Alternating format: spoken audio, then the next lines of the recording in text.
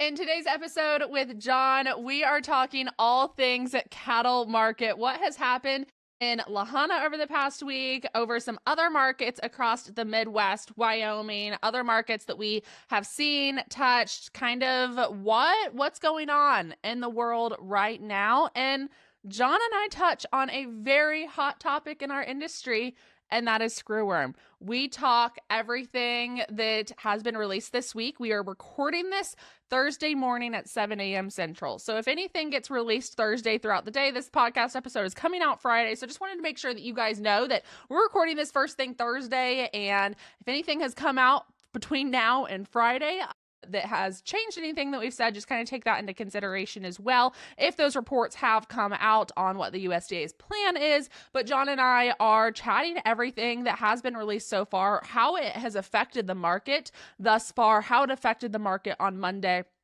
and just our thoughts going forward. What can we anticipate and expect as we move through this? And we also touch on the meat market a little bit as well. So we touch on all of those things in this episode. But before we jump into that episode with John, if you guys could take a second to like, subscribe, rate, and review this podcast, we would really appreciate it here at the team. And without further ado, let's go ahead and hop into this episode with John. John, welcome back to the podcast. How was everything in Lahana this week? How's life in general treating you? It's been a minute. Yeah, no, everything was good. The market really jumped this week. We don't necessarily like it, these huge moves that we're seeing. And boy, they just transcend right over into the cash. But we had a really, in Lahana, kind of our first pretty decent run of calves. And we'll start getting a few more calves every week now. And our volume will kind of really jump back up there. But 3-weight calves back bringing, 5.5 up to, I think we had some 350 weight calves bring 607, and 4-weight calves, bulk of them would bring from 455 to 515. Incidentally, we do start our special Monday calf sales here in Lahana on October the 20th, but look for, like I said, more calves showing up here about every week. Back to the market, 5-weight steer calves, kind of $4 up to, I think the best we did was $4.54. On the heifer side of things, the little 3-weight heifers, kind of $4.50 to $5.05. The 4-weights, $4 to $4.46. 5-weight heifers, $3.95 up to a load of some really nice 5-weight heifers at $4.28. Get into the big heavy heifer calves like we talked, those $5.50 to $6.50 weight heifer, what I'm calling a stocker heifer. Wow, 7, 8, 10, as much as 10 higher this week. Those 5.50 6-weight heifers, kind of $3.60 up to $3.88. We had some 7-weight balling calves, heifer calves up to $3.45. Get into the yearling trade, it was mostly kind of $3.35 to $3.66. We did have some big 1,000-pound open heifers at $3. Not a big selection of feeding steers, but quite a few of those handy weight steers. Again, 5.5 to 6.5 weight steers. I thought 5 to 7 better. Still, all of them trading over $4, 4 to $4.35. So that's kind of what happened in Lahana this week. How about what happened just kind of in the region across to other winter livestock auctions, or just auctions in general? What are you kind of seeing there? Yeah, kind of around the horn. Yesterday, we had 2. They sold it off a little bit yesterday, and I always tend to make this relative to what the futures are doing, because it seems like they have more and more of an impact all the time. With at these levels, more and more people are laying cattle off, more people are choosing LRP insurance, and of course those things tied to the commodities. So whether we like them or not, we have to kind of watch them. But boy, you could really see the reflection of it in Dodge, especially on their bigger cattle where they had some numbers. I thought their calf deal pretty much similar to ours. 5-weight steers up to $4.65, 6-weights to $4.09, and but boy, where you could really see it was on the bigger cattle. They had some 8-weight steers. I think there was 100 and some of them at $3.84, weighing north of 8, and some big 9-weight steers at $3.68. Dodge City heifers, 6-weight heifers at 368. 7-weight heifers at 361. And some big 875-pound heifers at 324. Pratt is today, Thursday. But even last week, I thought they were impressive. 5 1/4 weight steers at 485. Sold some 6-weight cattle, 417, which would be about as high as anything sold this week. They did have one set of Char heifers that weighed 575 there in Pratt last week that brought 392 and a half. I thought really impressive. 680 weight heifers at 359 and some big 8-weight heifers at 337. Salina again last week, winter livestock Salina, 5-weight steers up to 490. So you kind of get the pattern. 6-weight steers at 420. They did have some 7-weight cattle north of $4 in Salina, and their heifer deal really pretty much like Pratt. I thought 6-weight heifers at 368 and 775 at 348. 831 at 336 and a half. A lot of people don't realize, but we also have the auction in Riverton, Wyoming. Jeff Brown does a great job up there. They had some 685-pound steers at 415, weighing right up against 7, which would be really impressive. 5-weight heifers at 410, 627 at 376 on the heifer side, and then they had some big 7-weight heifers clear up in Riverton, Wyoming at 365. So all in all, the deal, after you kind of think we've tipped, hey, down boy, see, look at the eyes on that son of a gun. I know. They're massive. They're bigger than its Those are head. headlight eyes there now. Yeah. It seems like I hit a dog looked just like that one time. But anyway, just about the time you think it's, going to turn over, why, man, here we come roaring back. So, I kind of stay with my original forecast. I think as we get into these numbers, why demand just going to stay great, and we'll see more and more people getting in the market every week on these calves. Yeah.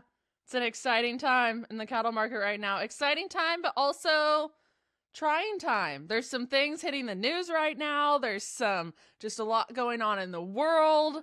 Let's talk Screwworm, John. I want to hear your thoughts, which, I may regret. I fully acknowledge that I may at some point in this conversation regret opening this can of worms, but I'm going to open it because I want to know what you have worms to say. It is, and I'll try to tone it down, but the futures moved up the limit Monday. Yep. In response, those guys know it ahead of everybody else, which doesn't take long to figure that out. Limit up on Monday because of the Mexican screwworm, within 70 miles of Texas. And it's really interesting. We have two completely different reactions within our dynamic. Here you got Texas ranchers and Texas feedlot guys, and shit, they're wanting to puke having them that close. You know what I mean? We're 70 miles from Texas, and so they're just sick. And then you have the other side of the spectrum where we've got commodity traders. Hell, they're passing the Crown Royal around. Here, boys, get ready because we're going to jump another $15 a hundred because that just sends a message that the border's going to be closed. That much longer. So those are the kind of reactions that you see. One side, fundamental and a basic reaction from the production side of things that is a complete opposite of the guys trading our product on the board. Two completely different dynamics, and meanwhile, the USDA, while they're spending $100 million to slow down a Mexican problem, and I'm glad the USDA is there fighting the problem, but what I'm afraid of, but by the time they get 8,000 fly traps checked and 100 million screwworms castrated, they're also working on, they got to finish an $8.5 million facility in Texas. No one, the way our USDA works, we'll probably have a hard freeze by that time, or all the worms will die old age. But, I guess the USDA can still claimed the program was a huge success. I thought it was interesting, that while the U.S. is down there fighting Mexico's screwworm problem, why the Mexicans, they're using their money and have just become the second biggest buyer of Brazilian beef. And, that 75% tariff that from Brazil to U.S.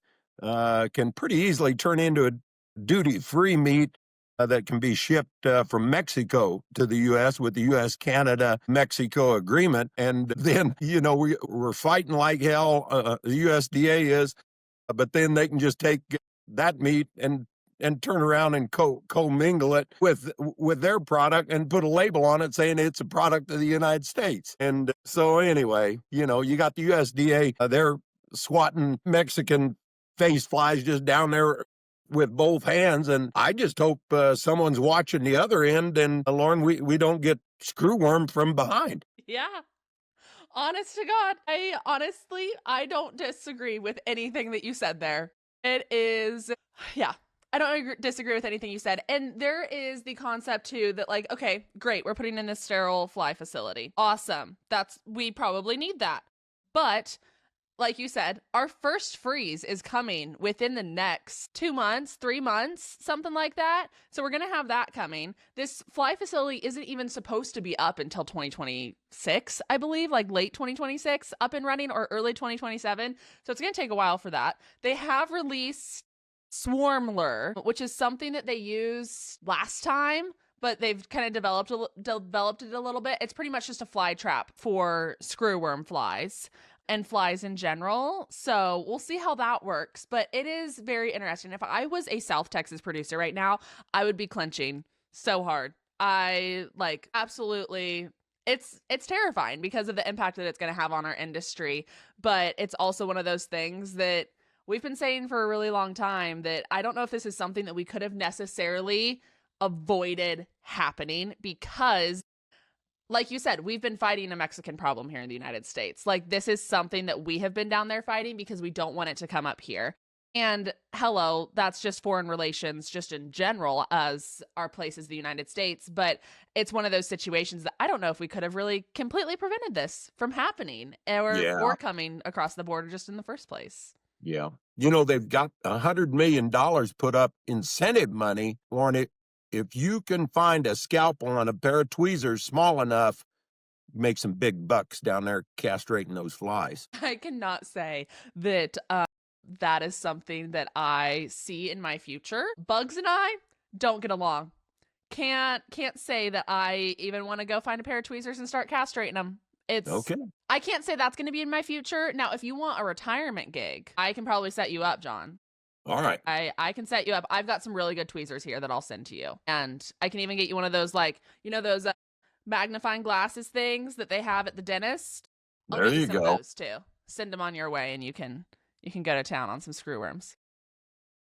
Well, it'll sure be interesting to see how it all plays out, but it's just these deals. My experience with the government intervention into a lot of things, why, and it's a massive undertaking, but so many times I think it's aggravating to everybody that we're throwing all this money at somebody else's problem, granted to protect the borders, no question about it, just like I said, but by the time you implement everything and get it all in place and get it going, hell, the bus is already left. They're either already here or, like you said, we've had our hard freeze, and we're probably not going to get a hard freeze in Laredo, Texas, and need to protect those guys. No question about it. But just kind of a synopsis, isn't it a bigger picture? We've got other problems, I would dare say, coming in on the meat end of things. I don't know. You've got a Brazilian company selling to a Brazilian company and in Mexico that's then selling meat to the U.S. to another Brazilian company. Surely there's no cohesion going on there whatsoever, and supposed to be, Mexico is duty free. They can send, and Canada can send under the agreement. Hell, if Brazil's looking at 75% tariff, I think it's just 25% if Mexico sells other beef. So you can go through the back door and come up the south border and pick up, the Brazilians at 50%. And just truth and fact, why Mexico has just moved into the number 2 spot buyer of Brazilian beef. So, go figure. Yeah, it doesn't take a mathematician to put 2 and 2 together equals 4 on that Well, you're situation hoping and figure it's that out. regulating. There's somebody, there that's supposedly overseeing all that. But I don't know. The math tells me something different. Yeah, no, it definitely does. And it's definitely something that as cattle producers in the United States and as people that we do import meat, we export a lot of meat, we have a lot of foreign relations. You can have your thoughts on all of those situations. But at the end of the day, US beef is US beef. And we need to Yeah. really be focusing on where we're putting our money, where we're putting our dollars as far as everything goes, what we're funding, what we're looking at. As far as like the government regulation on things, I think that you hit the nail on the head there of like, I was talking to Dan yesterday about this as well, and his thoughts were pretty much the exact same that like we would much rather, as producers, for the most part, be able to figure this out ourselves. Be able to, as an industry, as allied partners, be like, hey, here's our plan. This is what we're going to do. This is things we're going to start implementing into our herds, into our programs. We're going to start retaining more heifers. We're going to start doing this and not have the government come in and say like, hey, you have to do this, or here's the money to do this, or things Yeah. like that. Right. Because like you said, the ship is going to be too late. Like you're going to miss the bus by the time things actually get figured out and through all the loops they need to be. Well, right, exactly. And I don't think in our industry anybody likes government intervention, and I see they're hinting to that they're going to help the rancher out and do this and do that, whether it'll be an incentive for heifers or cows, or I haven't read the final breakdown yet. But you know, Lorna, and I'm against any kind of government intervention in anything. But one thing that you have to appreciate, we've already got the government intervention in the scenario we just painted with the tariffs and with the just really, we've always been on a cheap food policy. And my play on the deal is, as long as you've got a government working against you on a cheap food policy and trying to keep things down and keep things affordable, and they're injecting their influence on the price when they start handing out the coupons and the checks, I say, hell, get in line, take their money, because they're the ones restricting it at the top side as much as they can, or intervening in our business. The product labeling is just one example of many. Well, hell, if they want to do that, and they want to play the master up at the supply and demand into things, you got to pay to play. So hell, why not get in line if you're a producer? And I wish they'd throw the whole damn thing out. But by God, you're in an unfair environment, and and that's their attitude. So hell, let them pay for it. So Yeah. anyway, I'm gonna take their money. I think you share the thoughts of many producers out there and just viewpoints on this. Just overall ending thoughts on Screwworm, the market, meat, anything else that you want to add on that topic? Oh, not really. I think we've covered it. Maybe next week we'll find out some of the details of what the government's plan is to incentivize beef producers. And I mean, we're at record levels now, and we're rocking along pretty good, and we've got a good product to sell. And I think everybody would just like to say, get the hell out of the way, and let us do our deal, because they still haven't yet been able to control the weather. And like I said, it's the cow guy's turn, and this has been a good shot in the arm to all of them, and they really need it. But you can make the argument, well, if they wouldn't have shut the Mexican deal down and the Brazilian deal and the tariffs, and uh, maybe we wouldn't be at these levels. But fundamentals tells you with the huge kills that we saw, and taking so many cows out of production because of drought and input costs back in 22 and 23, record kills. Really, supply and demand would tell you we're just really reaping the profits of that fundamental thing that came along. And then all of these little other offshoots, the tariffs and the Mexican screwworm, are just kind of adding a few sticks to the fire, but fundamentally we're in great shape and should be for a while. But we'll see when the government sticks their nose in the deal. There's usually not much trickle down to the individual rancher. Somebody's going to take the pie. It's kind of like the Brazilian deal. By the time you give the suit 60% of it, why, the guy that actually has the cattle, why, he's probably not going to see much of it. But maybe something will come out. We'll cover that next week. Remember, it's September 22nd. I don't see the felt hat. All I saw was the hairy dog. That is very true. I need to go get my felt hat out. And I want to make it very publicly clear to everyone, this is not my dog.